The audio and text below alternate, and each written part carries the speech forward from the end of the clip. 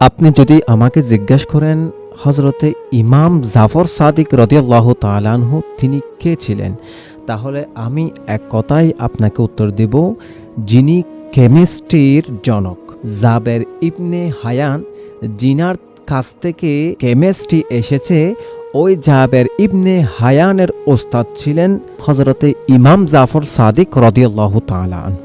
এই ইমাম জাফর সাদিক রাদিয়াল্লাহু তাআলা আনহু তিনি কয়েকটি জ্ঞানের উপর খুব বেশি পারদর্শী ছিলেন, যে জ্ঞানের মাধ্যমে তিনি হাজার হাজার ছাত্রদেরকে ইমামের যোগ্য বানিয়ে এবং মাযহাব মিল্লাতের স্তরে স্তরে নিযুক্ত করেছেন।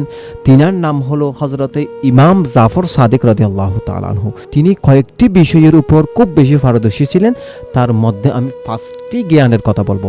1 নাম্বার ইলমে ফিকহ, 2 নাম্বার কেমিস্ট্রি, 3 নাম্বার তাসাউফ, 4 নাম্বার তাওহীদ, 5 নাম্বার খগোল ইত্যাদি সহ তিনি কয়েকটি জ্ঞানের উপর খুব বেশি পারদর্শী ছিলেন এবং তিনি হাজার হাজার ছাত্রদেরকে ওই জ্ঞানের শিক্ষায় শিক্ষিত করেছেন। তিনার নাম হলো হযরতে ইমাম জাফর সাদিক রাদিয়াল্লাহু তাআলা আনহু।